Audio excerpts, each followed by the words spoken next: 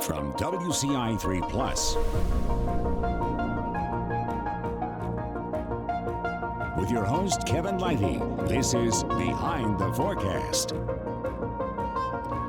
Everybody, welcome in. You're back. Thanks for joining me here. It's Behind the Forecast, and we are ready to rock and roll here this week. We start the show off with some viral videos, but later in the show, I talked to U of I professor Jeff Frame, and boy, he's got a lot of experience and knowledge in storm chasing meteorology. He's going to be really exciting to talk to, so stick around. But we start off, of course, with our viral videos of the week, and why don't we just show you this, because this is too cute. Polar bears in Prague rolling around in the ice, okay? They're at the Prague Zoo. I put some ice out for them because they got up to 99 degrees, a whole 99 degrees down there. So they decided, hey, why don't we get them a little bit of ice to try and enjoy and try to take away some of this heat from them. So you can see them. Just how cute. Polar bears in Prague in the ice. I know the weather videos can take us anywhere and we could watch that all day, but unfortunately there's some bad things we have to talk about, and that includes wildfires out in California.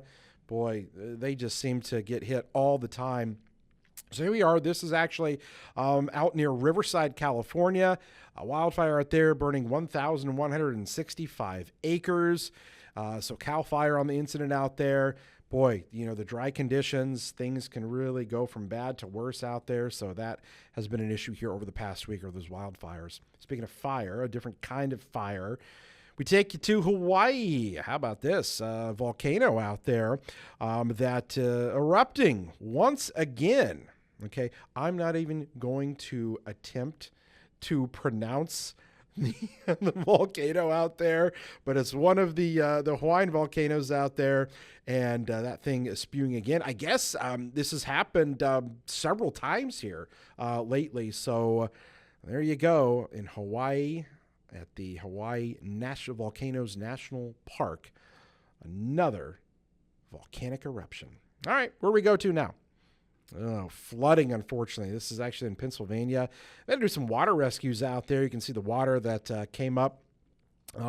Weather Service saying near Lancaster County, they've seen several inches of rain, so they had a lot of flooding out there, flooding into some of the houses down there as well over the course of this past week. So we've had our own flooding even, here, lately with some of the storms and whatnot. So something you never want to see and deal with. All right, another thing you don't want to deal with. Look at this. Wow. Tornadoes in South Dakota. Wild stuff. Multiple tornadoes swept through South Dakota. Storm chasers capturing. Just look at these things. I mean, it almost looks like it's like AI generated.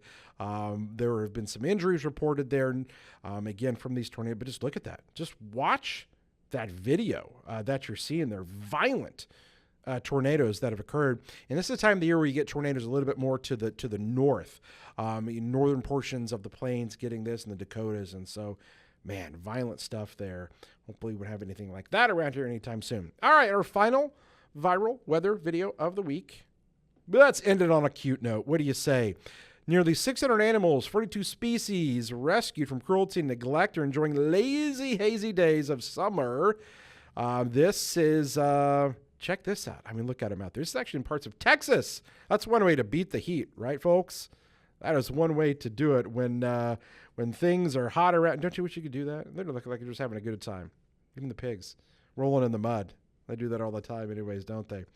How about it, guys? Loving it. Stay cool out there. I know we're in the heat of summer. And here's the thing. We're going to continue to talk about what's going on with the weather. Exciting interview coming up with Jeff Frame from the U of I. We're going to take a short break, and we will be right back.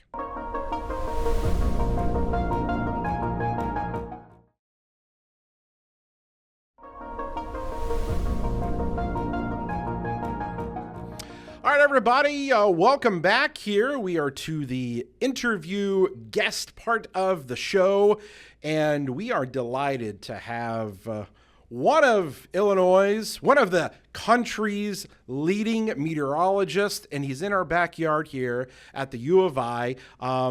if you're on X or Twitter, you may follow. I know a lot of people follow him. He is fantastic at what he does at the U of I, storm chasing, meteorology, and he has been here for about 15 years. We'll have him talk a little bit more about that at the U of I. But ladies and gentlemen, I would like to welcome in Jeff Frame, who is joining us here tonight.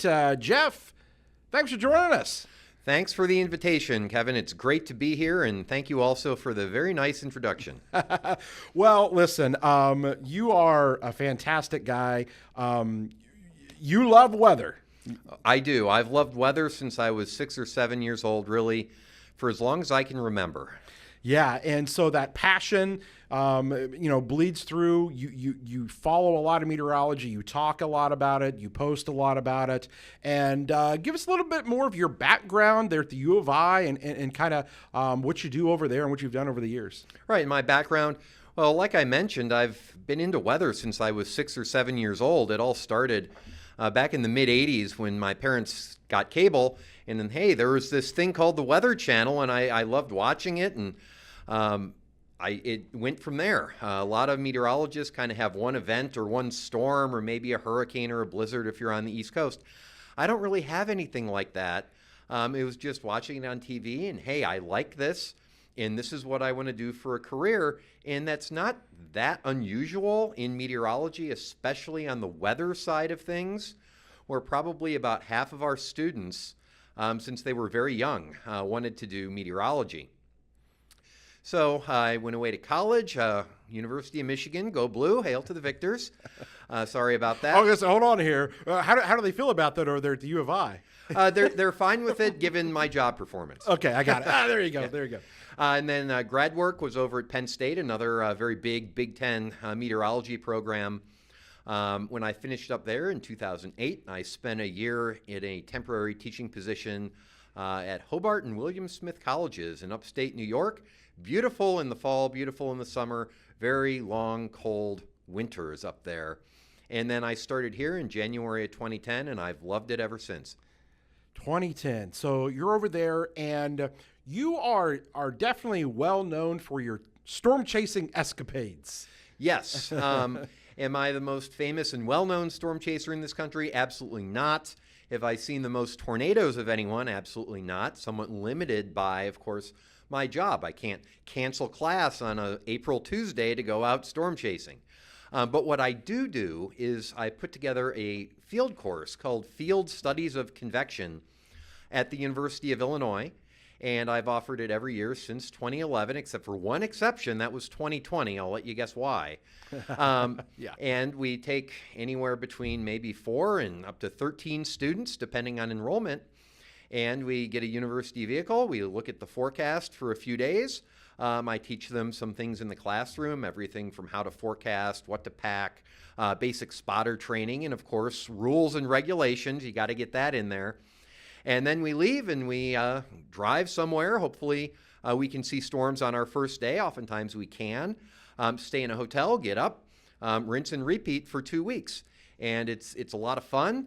It does take a lot out of me, and the students love it. They tell me when they get back that they've learned more in that 2-week period than in any other similar period in their lives. And it's so rewarding, and it makes it so worth it.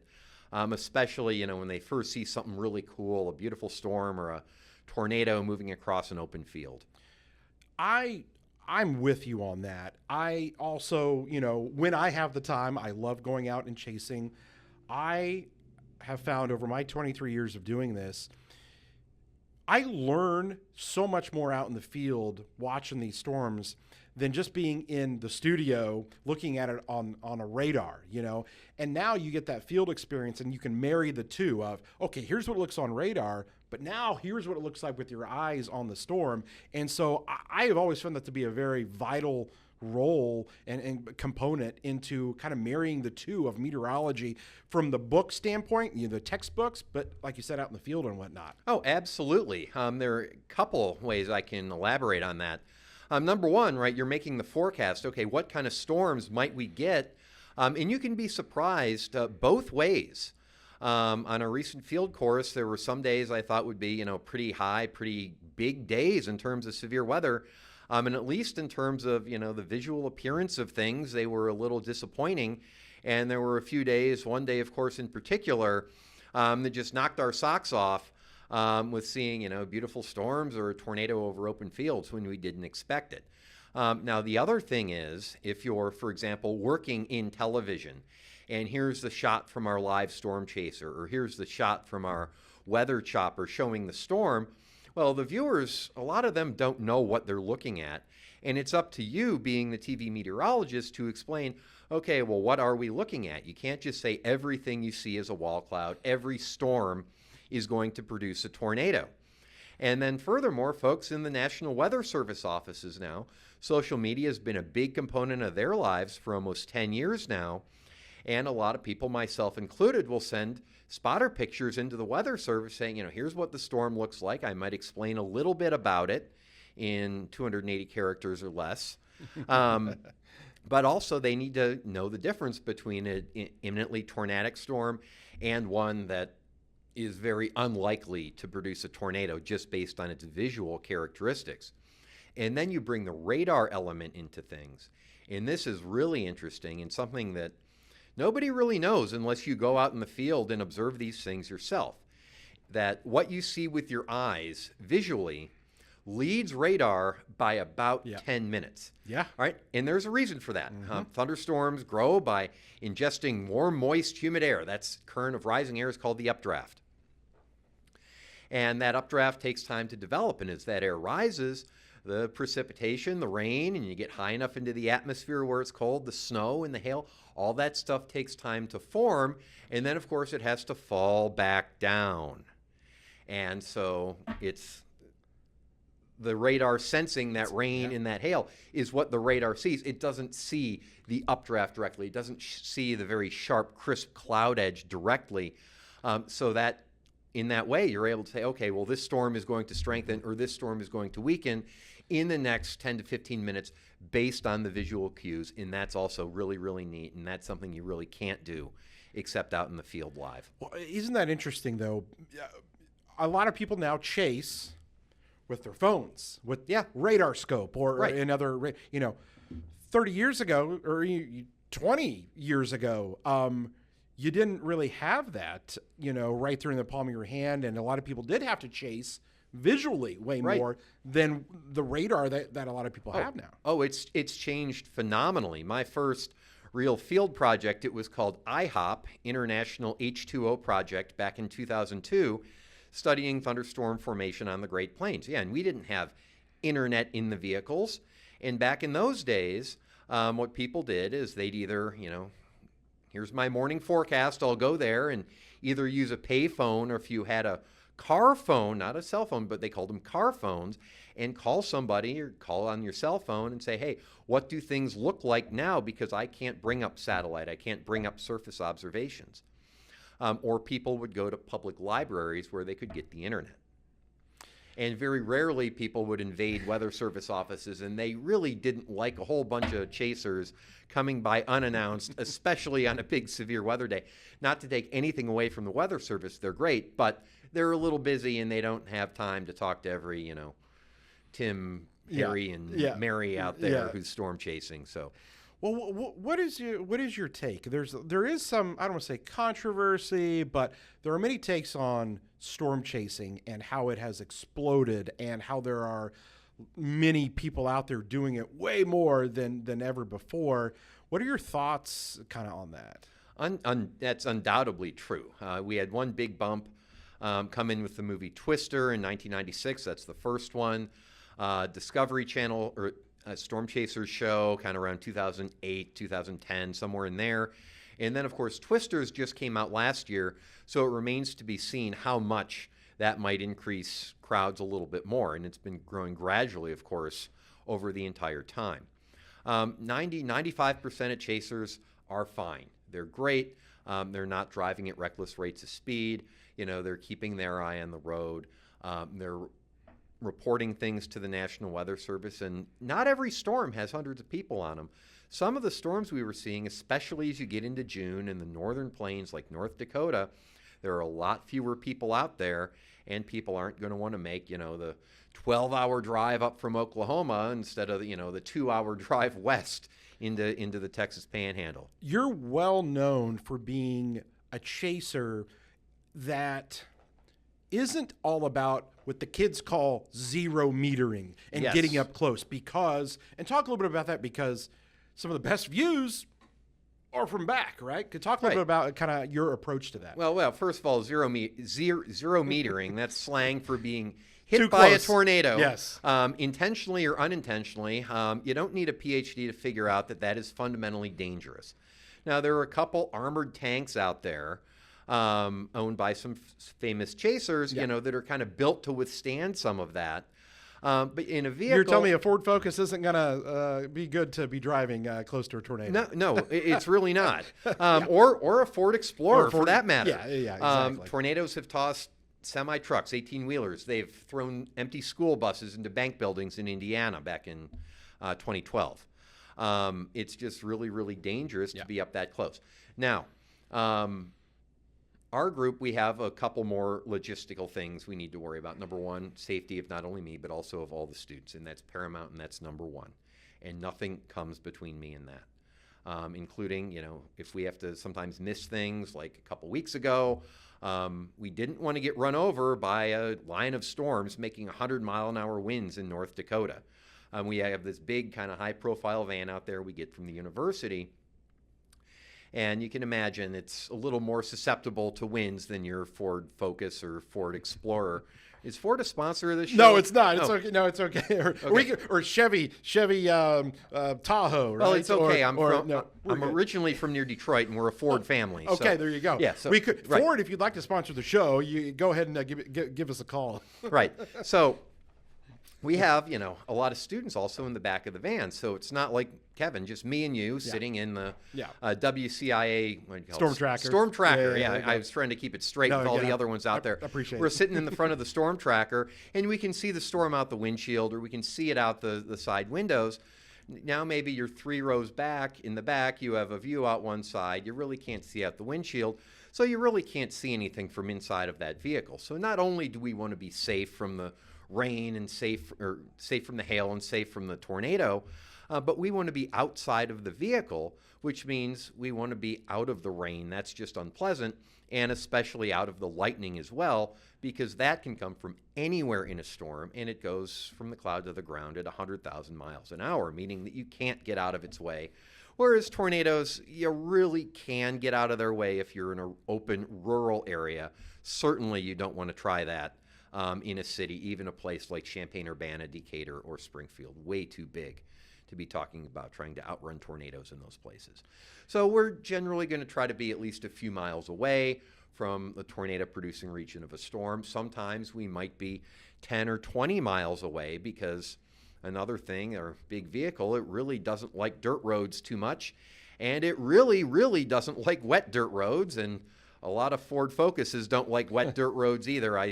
Every year I see one of them see pictures of, hey, I'm stuck near this county road and that county road. I'm stuck in the mud. Please, if somebody's got a tow, please help get us out of here.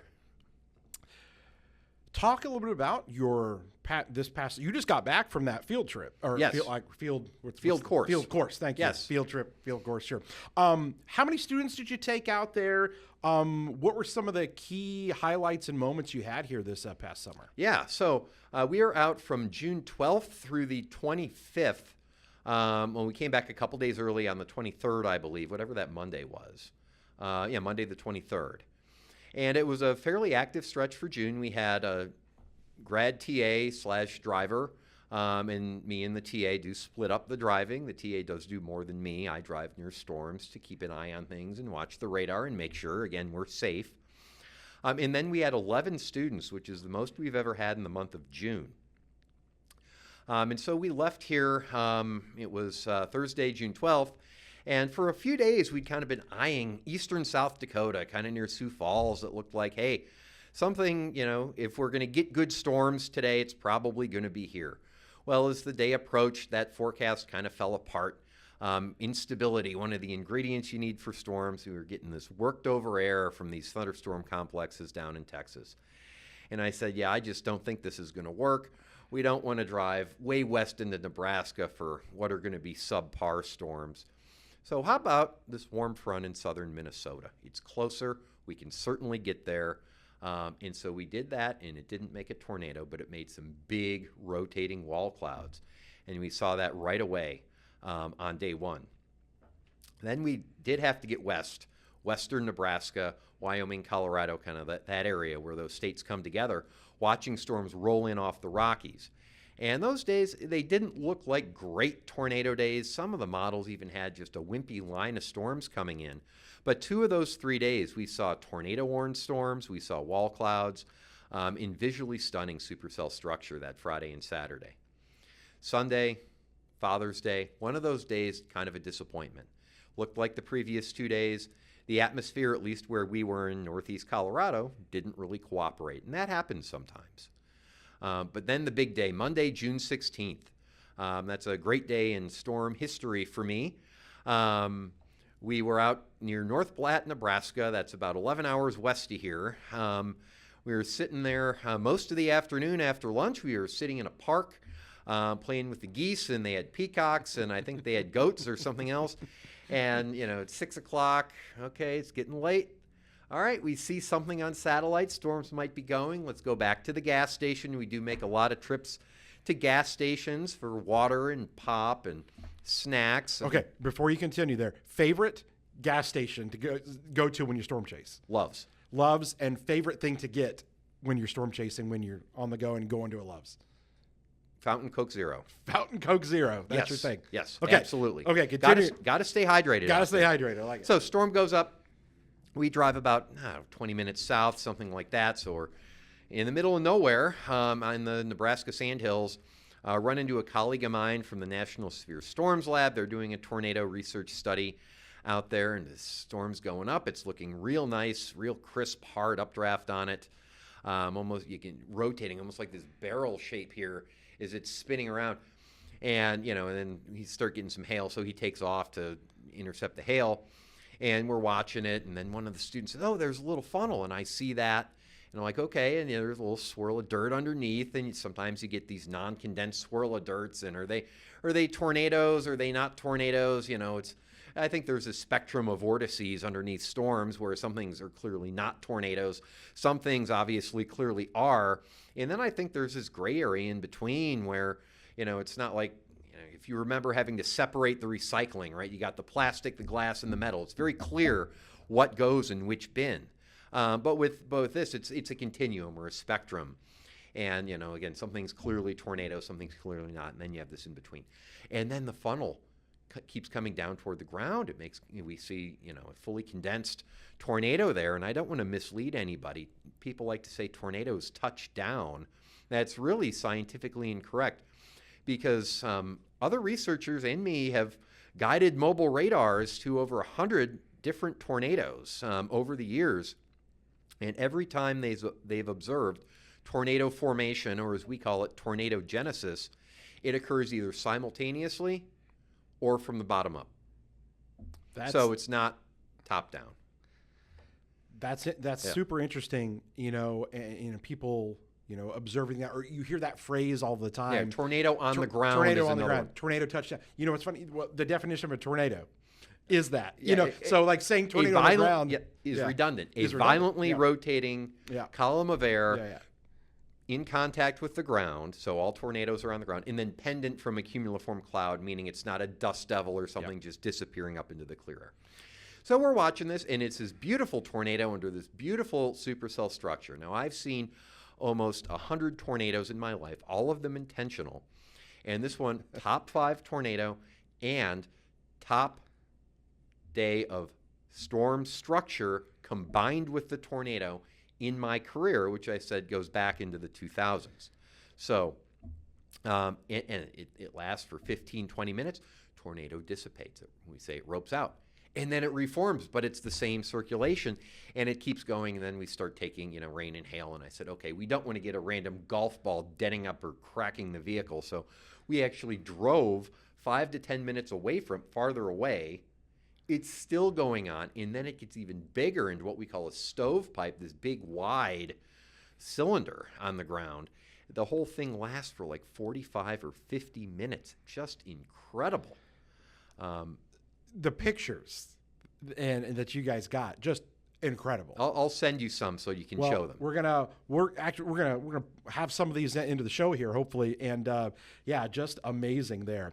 So I tell you what, we've barely kind of scratched the surface here with Jeff, but unfortunately for this episode, we're gonna have to table this. But how about we continue and we'll come back and bring you in next week too? Does that sound good? That sounds fantastic. So that's good. So we're going to wrap up this show here for this week, guys. But Jeff is going to come back for us next week as well, and we're going to talk to him about some more things going on in the weather world. So Jeff, again, thank you so much for coming in here. But we're going to bring you back in here for next week, so you guys stick around. But that is going to do it here for this episode of Behind the Forecast. I hope you enjoyed the show, and we'll see you again next week.